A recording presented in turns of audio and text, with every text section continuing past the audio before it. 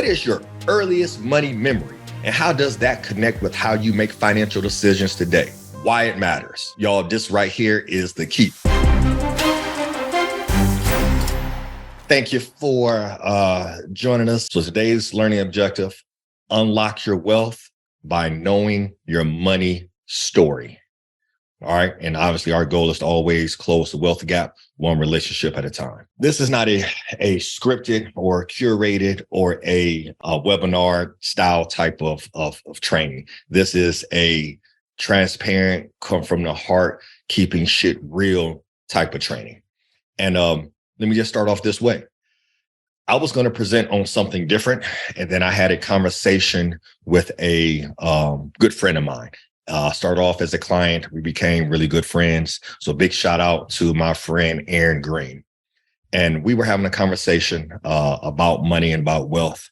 And before I even go into that, here's a cheat code here for you. I work with some of the sharpest minds in the industry, right? Some of the sharpest minds probably on the planet Earth.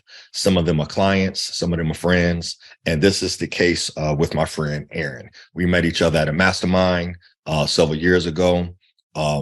We connected with each other. We shared reading materials.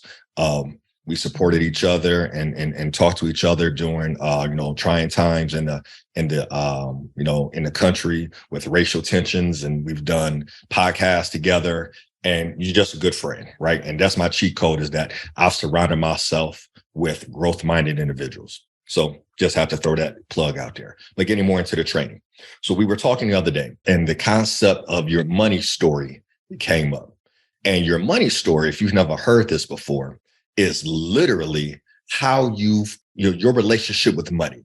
How did you come to manage money or view money the way that you currently do? And hear me when I say this loud and clear. And I've been doing this 20 years. I'm not a new jack who just got into this industry, 30 days ago and trying to tell people that I'm an expert. I've been doing this 20 years. And when I reflect back on those 20 years, the difference from the people who had extreme amounts of wealth versus those who didn't come down to strategy. And that's what you see a lot on social media and shit, is everybody got a strategy. This is the strategy to create wealth. This is the tactic to create wealth. But ultimately, when I sit back and look at my 20 years of experience working with clients, and Aaron, my friend, bringing this, something I've known but never really brought it to my consciousness, right, is your relationship with money, your money story. Your money story has more impact on your success and your ability to create wealth more than anything else. Is your money story. So let's just jump right in here to it, y'all, and why this is so dang on important. So your money story encompasses your personal experiences, beliefs, and goals that shape how you feel and how you act when it comes to money. Let that sink in for a second, right? All of us have a different kind of relationship with money. And your relationship and your personal experiences, or the experiences of your, ancestors and family members, shapes how you feel about money. Our money stories, which began forming from a young age, evolve with us. Taking, for example, the money story, with my family's about working money, which propelled me into a part-time job that has evolved over 4 decades of work to my current focus on advanced financial education. So this, and this is from an article, so this is not me. So they shared that on their podcast. They spoke to different women about the different phases in their career and, how that's been shaped by their money stories. So one of the first questions was asked is, how did you first learn about money? So I'm gonna ask you guys that. How did you first learn about money, right? And then, kind of get into it. I'm gonna share some more of this stuff here with you. Your experiences with money are huge. Money stories have a deep impact on your relationship with money, which in turn influences our career choices. So how did you choose the job that you went into? Where did you have a family member saying, hey, you got to go to college and go get this job? Or, hey, you got to work really hard and work with your hands and go get this job. Like, how did you, develop, how did you choose your career, right? Money stories have a deep impact on our relationship with money, which in turn influences our career choices, family decisions, and more. Hold on now. How did your parents talk about money, right? So when you were sitting in a room with your parents and things of that nature, how did they talk about money? Super. So, what conversations were being had around the table around money? Hey, we don't have a lot of money. So, what I'm saying, we can't do this or we can't do that. Or, hey, we have an abundance of money. How many sat around the table with their parents and talked about wealth and talked about buying real estate and starting businesses? Is it not a surprise that the people who sat around the table as kids and heard their parents and grandparents talking about starting businesses and investing and saving are the ones who have wealth? Oh, this gets deep, y'all, right? What is your earliest money memory? And how does that connect with how you make financial decisions today? Why it matters. This right here is the key. We're not talking about no strategies. We're not talking about investing in stocks. We ain't talking about no damn Bitcoin. We ain't talking about, get to an 800 credit score and create wealth. We are talking about your core values, your relationship with money. Because here's the deal. Wealth is easy to create. Let me say that again. Creating wealth is easy, y'all. I mean, think about it for a second. To create wealth, you have to do two things. Identify the lifestyle that you want to live. Go accumulate assets that pay for the lifestyle you want to live. That is creating wealth. It sounds really simple, but it is what it is. Identify the lifestyle that you want to live. I want to live a $2,000 a month lifestyle. I want to live a $5,000 a month lifestyle. I want to live a $10,000 a month lifestyle, whatever the case may be. Identify what that is. Then go and accumulate assets, insurance, stocks, mutual funds, businesses, real estate that pay for that lifestyle. That's creating wealth. That's not hard. What's hard is breaking generational curses, which actually is what's driving your money story. So let's get into it. Let me keep going here. Knowing your money story is powerful. Once you have a better sense of the factors and experiences that shape your relationship with money, you can more effectively identify barriers and gaps in your knowledge. Setting aspirational financial goals helps you make more informed decisions and ultimately gain a greater sense of control, all while building connections that can lead to greater knowledge or prosperity. Learning your money story will make you better prepared to seek out the information, mentors, and resources you need to be more impactful with your decisions. So let this sink in for a second. If you've never sat down and worked through your money story and understand why you have a certain relationship with money that's different from somebody else, you see somebody over here, what I'm saying? For example, you may see me, dang, Perry's buying, $900,000 homes and Range Rovers and buying his wife cars from the hot tub and things of that nature. Well, it's not that I'm smarter than anybody. My money story is different, but guess what? It wasn't always different. And I'm gonna be transparent and share some of my stuff with you here in a second, right? So it's your relationship with money. When you see people, achieving at a high level with the dollar is because they have a different relationship with money.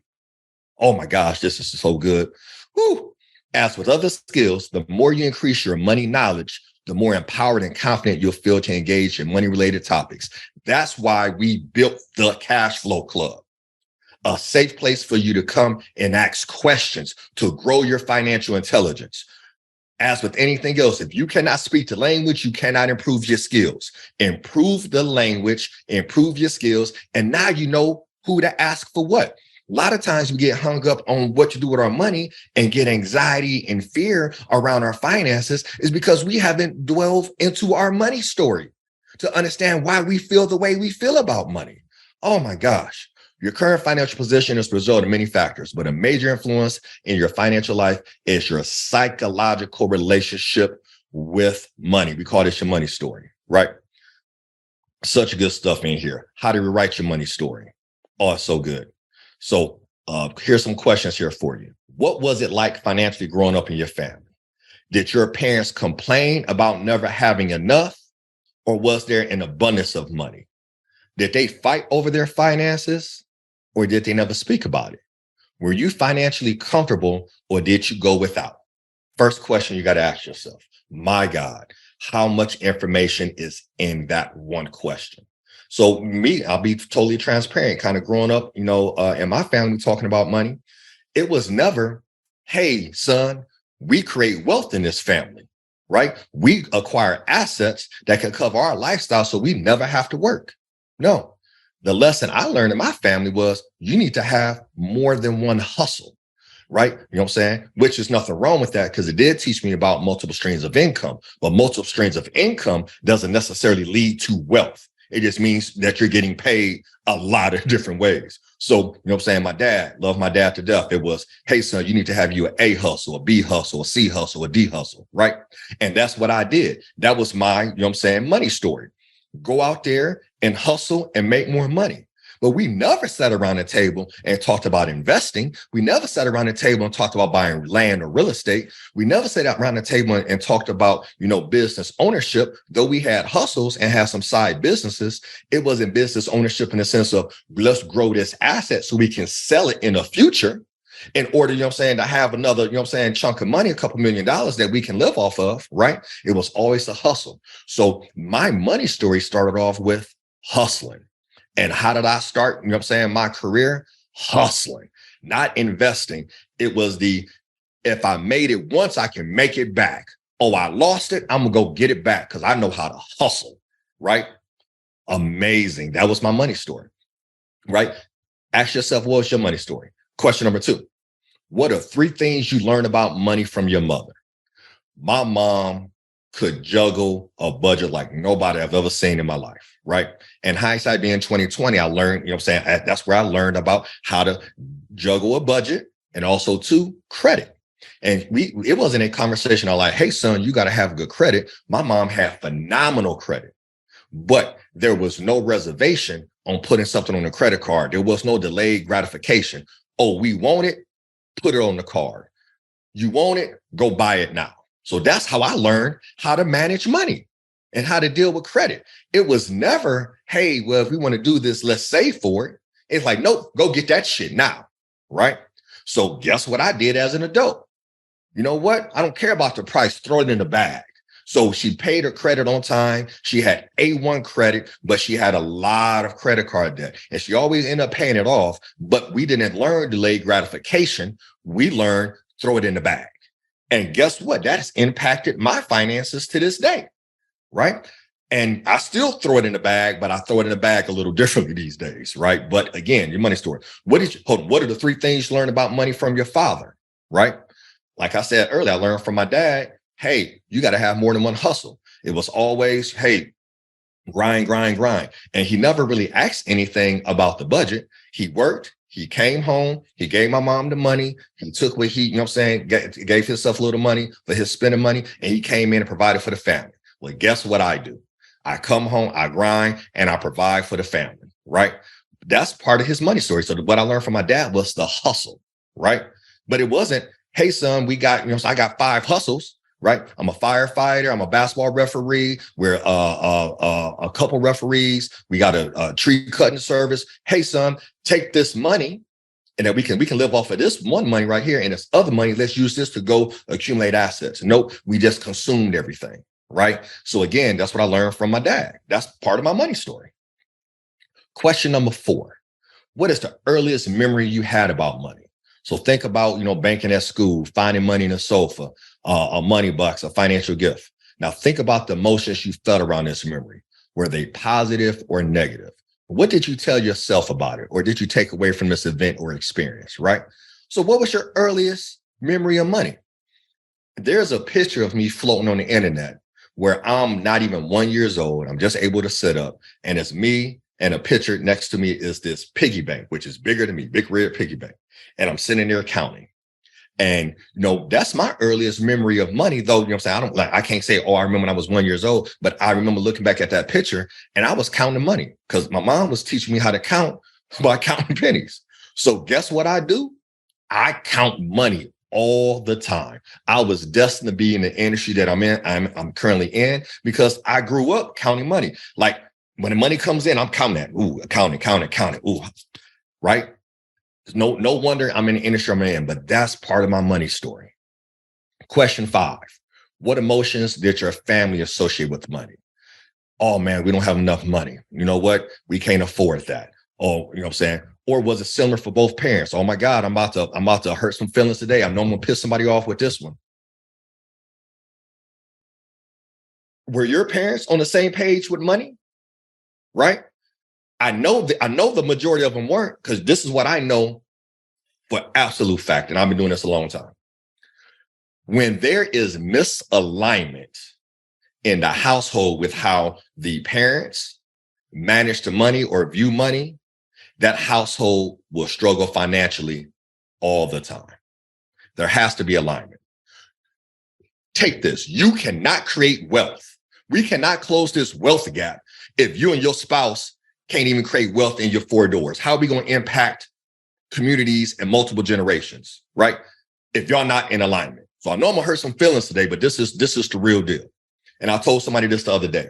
Had I had my wife, Sarah Jeffries, with me when I was in real estate back in the day, I would be a multi-millionaire, if not a billionaire today, because I was making these decisions on my own. I had misalignment, you know what I'm saying? I didn't have the right woman in my life. And then when I got the right woman in my life, it was amazing that my income just shot up. Why? Because now we are in alignment and we have a goal to create wealth and provide for our families, right? So when there's misalignment in the family and in your household, it's almost impossible to create wealth. And in addition to that, you're giving your kids a bad example, because now you're helping them form their money story. Oh, dad don't, you know what I'm saying? He spends money frivolously. He just goes out and spends money on this. Oh, mom, she doesn't spend any money, or vice versa, right? So think about that. How did those behaviors shape your financial patterns today? Question number 6. Ooh-wee. I'm about to get super transparent with y'all today. Question number 6. What do you believe about wealthy people? Pause. If you're part of the Cash Flow Club, you're here to grow your financial intelligence and create generational wealth. What do you believe about wealthy people? What evidence from your childhood do you have to support this belief? Ask yourself that question. Did you know anybody wealthy growing up? So, if anybody know my story, I'm from the hood, right? Straight street cat. Ask anybody who grew up with me. You know what I'm saying?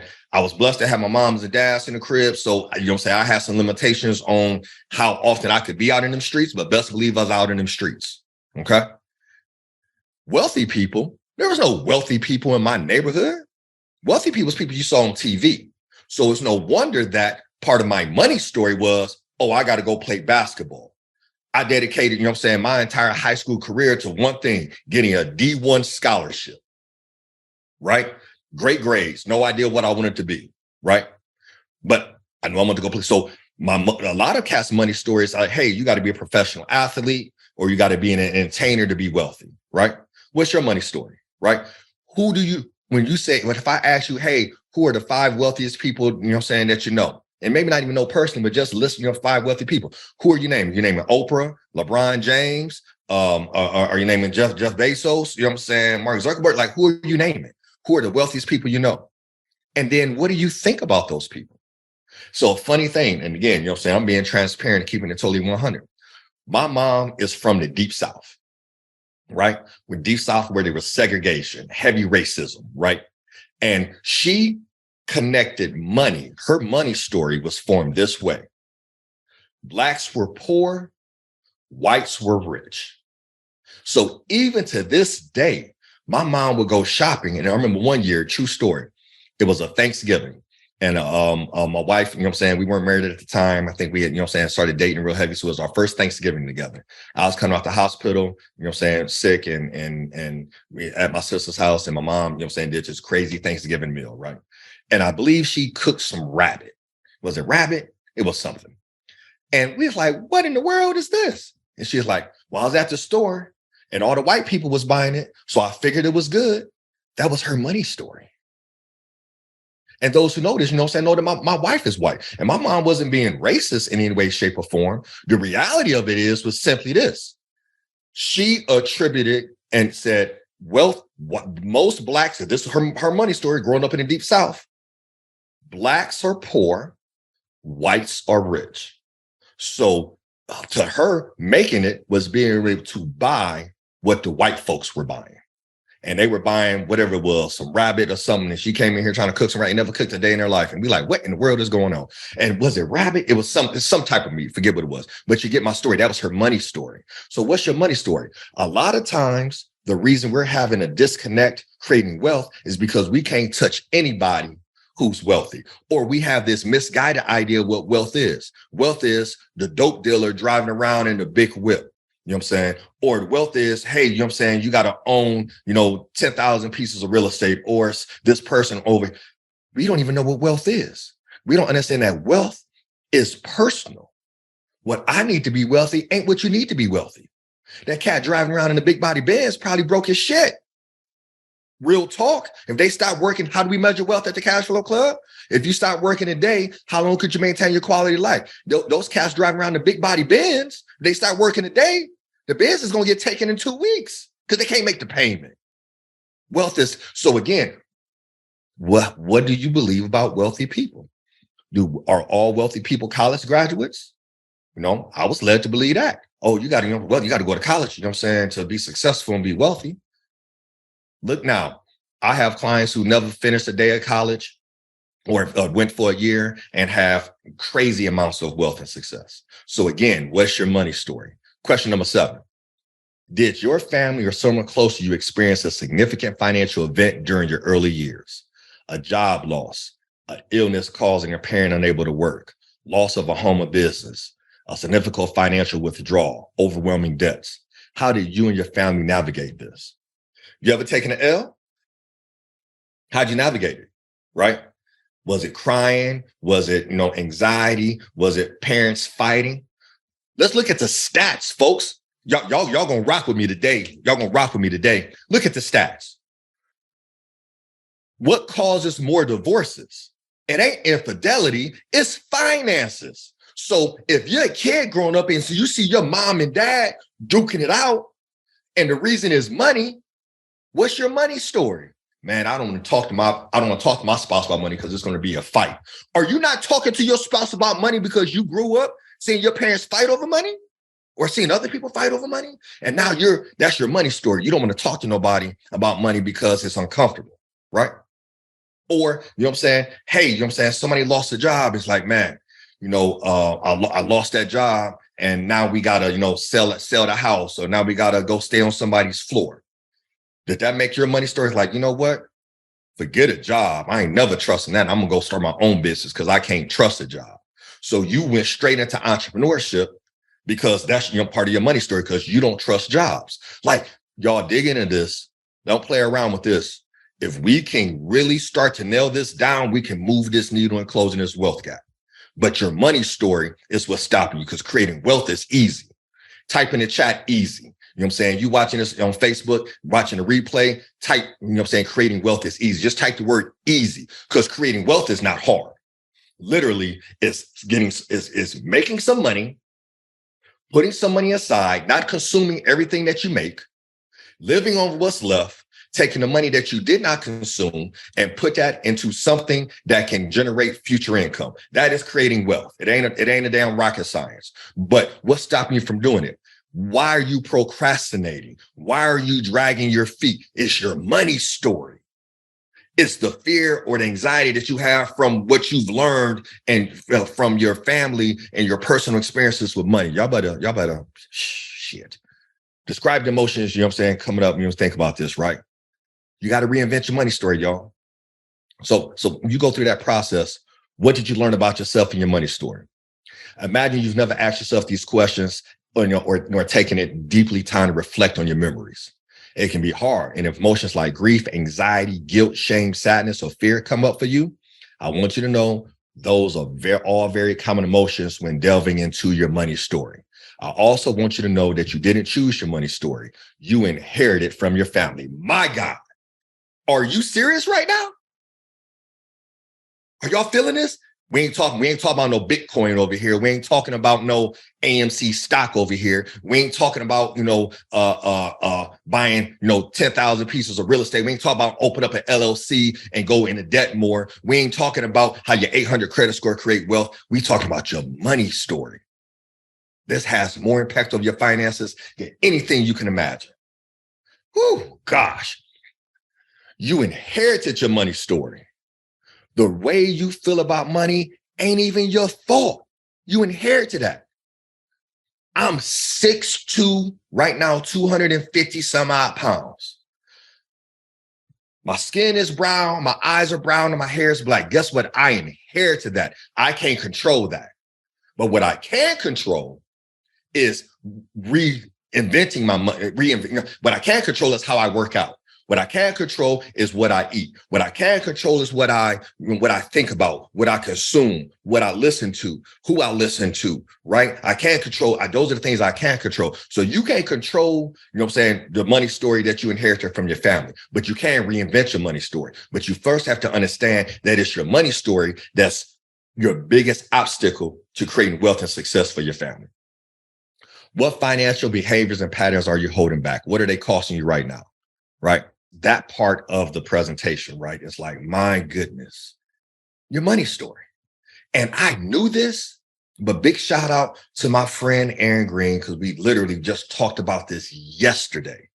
And I know God hooked us up because I woke up in the morning thinking about her, and it was 7 o'clock in the morning. She texted me like, "Hey, P, what's going on?" I was like, "You won't believe this. I just literally thought specifically about you this morning." So God wanted us to connect because he wanted me to be able to share this story with y'all today, because this is what I've known when I've worked with clients, and I would be like, why are they struggling with these simple concepts? It's your money story. If you have anxiety, fear around money, if you're having an issue creating wealth, if you're having a hard time talking to your spouse about this, if you're having a hard time just navigating, if you're having a hard time even know what questions to ask, it's coming down to your money story. It's coming down to your current relationship with money. All right. Oh my gosh, this is bananas. So I was able to find this for you guys. I found a workbook. It's through Hartford Funds. So that's an investment company. So I found this online. And it's about your money story. So things that we've already covered here. So, myths about money. Financial decisions are rational. The truth of the matter is financial decisions are rational and emotional. Usually the bad financial decisions are going to be made off of emotion, but emotions provide valuable data. You know what I'm saying? Why do you feel this way? Why did you feel the need that when you know that you're broke and you only have $1,000 to your name to go out and buy new luggage for a trip? You know what I'm saying? Why did you feel the need to go buy this knowing that you didn't have it? Because you made that emotional decision, right? That's part of your money story. Another myth: men are better investors than women. I can tell y'all now that ain't true. Here, here's another hard truth, that's probably going to piss somebody off. Men, y'all are trash when it comes to this money. Women, y'all got it going on. Let me tell you why men are struggling with this. First of all, you have this money story of nobody supposed to know what I got. I got to hold that close to vest. That's something that you inherited from generations to generations. Don't let them know what you got. Hold it close to your vest, right? But also, too, the ego that comes along with that. I ain't gonna have nobody telling me what to do with my money. I'm my own man. I can make my own financial decisions. That's trash. That's why more men are broke than women. Women are killing us when it comes to creating wealth because we got too much ego. But that's part of your money story. You need to dive into that a little bit. I've been in this industry 20 years. I just ain't roll out the bed and start, advising people on creating wealth and managing the wealth, 30 days ago. I didn't just get licensed and post on social media. Ooh, I'm licensed. I've been doing this 2 decades this year. All right. This is what I know. Women are killing men when it comes to this piece because women are more open to advice. Women are more open to being vulnerable. Women, case in point, my wife just went and got a physical. I can't tell you the last time I had a full physical because you know why? Man, I'm just going to tough through it. And that's men mentality. Stop that shit. It's hurting your health and it's hurting your finances. But let me just keep on moving along here. All right. Your money story. Conflicting money messages. A penny saved is a penny earned. Okay. But you can't take it with you. Interesting. Conflicting money stories. The best things in life for free, right? He who dies with the most toys wins. Okay. A fool and his money are soon parted. His only money. Y'all fill in the blanks on this one. Y'all know these. Money doesn't grow on, will grow. If you got it, y'all figure that one out. Download this. So this is awesome right here. So you have your money script, your financial behaviors, and your feelings, the connection between all three. 6 key influences can impact your money. Culture and race. Lord have mercy. Don't let me get me going on this one, right? Let's keep it 100 with each other. Let's keep it 100 with each other. Only way we close this wealth gap is to keep it 100 with each other. It's a reason why it's projected by the year 2053 that Black folks will have zero median net worth. And I'm not saying that my white, my Asians, my Hispanics and whatnot, you know what I'm saying, aren't dealing with some of the same issues, but their numbers are not as bad as Black folk, right? Your gender, man or woman, your generation, you know what I'm saying? How millennials go about money is different from Generation X, and also too, you know what I'm saying, from the baby boomers and everybody else. Totally different how we go about managing money. And what's so crazy is I'm gonna do a talk on this one day, a train on this one day. If all 3 or 4 generations could get together and glean some of the best insights from each generation, we would kill it financially as a people, right? But one generation thinks this way, doesn't respect the other generation. The other generation thinks this generation doesn't know what they're doing. They should do it this way. All these different moving parts to it. Money events, social class, your religion. One of the most powerful books I've read is The Jewish Phenomenon. You know what I'm saying? In that book, you know what I'm saying, it's the 7 ways of enduring wealth of a people, I think it's called. That book is based upon Judaism, the Jewish religion, and it's a reason why they make up, you know, Jews make up 4% of the population, but have 40% of the world's wealth. And a lot of that comes from their religion. Something to dive into. So these are all things that can impact your money story, right? So discovering your money story, you know, why it's important to discover your money story, your past, your present, your future. I want everybody to do this exercise on your own. Create your money genogram. So this is your money family tree. Your grandparents on your father's side, your grandparents on your mother's side, your parents, you, right? And really start to break this down and identify your money scripts and the lessons that you learned from these grandparents and these parents in here. And it doesn't matter, race, doesn't matter, age, we all got a money story. Our biggest obstacle in creating not just wealth for ourselves to enjoy now, but for generational wealth is our money story, your relationship with the dollar. Do you even believe that you can achieve wealth? If you don't even believe that you can achieve it because your money story tells you that it's not for you, or nobody in your family has done it, and you're like, well, no, my family's doing it, I can't do it. Is that what's stopping you from just setting the account up and put it on autopilot? It's your money story, y'all.